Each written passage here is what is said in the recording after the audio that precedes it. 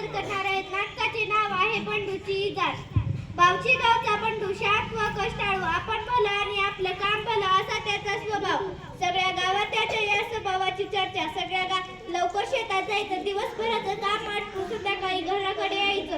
घरी आल्यावर आपल्या मुलीशी खेळायचं, कट्ट्यावर चक्कर मारायची आणि जेवायच्या वेळी पुन्हा घरी यायचं असा त्याचा दिनक्रम. सावळा रंग, शिडशीत अंग, काठे आणि नाकासमोर चालणारा बंडू. एका वर्षी पीक पाणी बरं झाल्यावर बंडूनं कुटुंबासाठी नवे कपडे आणि स्वतःसाठी इजार शिवली. दंडू मामांनी कपडे शिवले खरे, पण त्याचा अंदाज जरा चुकला. बघूयात ह्या बंडूच्या इजारीमधील नाटकाचे पात्र कोण कोण आहेत. नमस्कार, माझे नाव प्रदीप पांडुरंग कांबळे. आज या नाटकात मी बंडू बनलेला आहोत.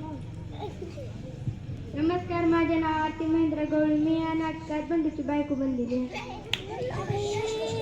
नमस्कार, माझे नाव कस्तुरा विकास गवळी. मी या नाटकात बंडूची बहीण बनलेली आहे. नमस्कार, माझे नाव मैथिली ज्ञानेश्वर कोल्हे. मी या नाटकात बंडूची आई बनलेली आहे.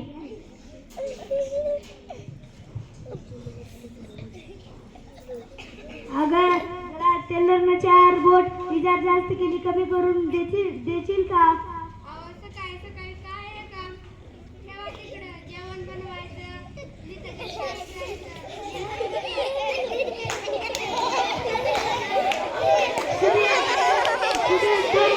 कमी करून देशील का?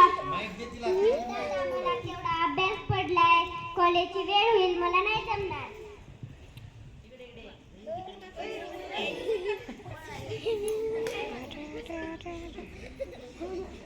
आई, मला 2 बोट इजार कमी करून देशील का?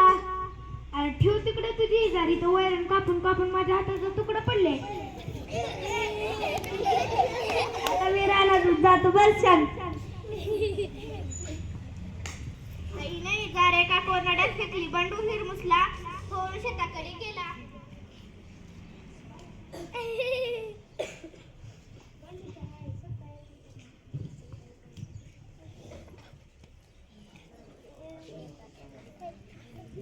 माय गोष्ट राग आले, इजार दुरुस्त करायला पाहिजे होती.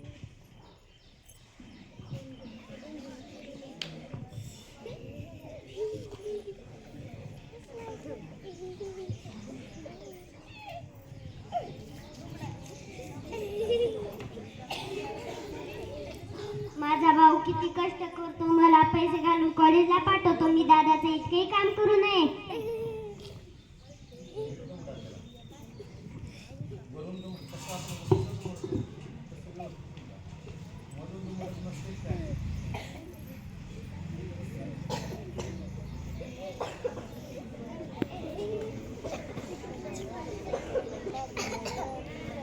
बंडूची बहीण इजाराचे पाय कापते आणि दुबळी टाकी घालते.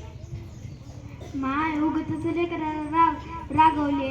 इतका पोरगा राबतोय शेतात.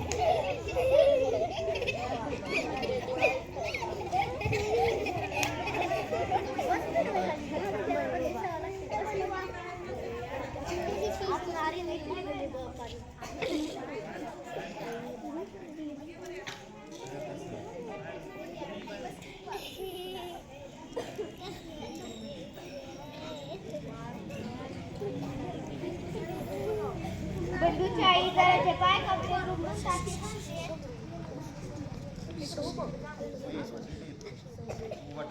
माझं काम कोणीही करा नाही, बायकोला करा नाही, बहिणीला करा नाही, आईला करा नाही. माझं काम मीच करतो.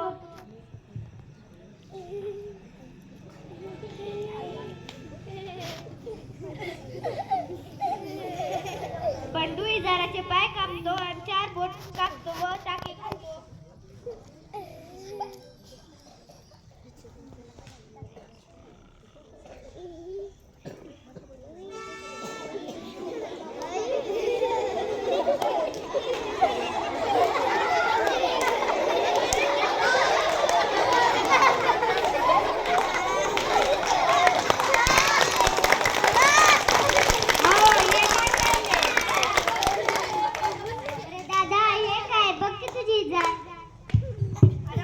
तुझ्या पॅन्टला काय झालंय?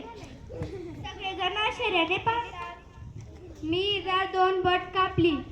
मी पण इजार 2 बोट कापली.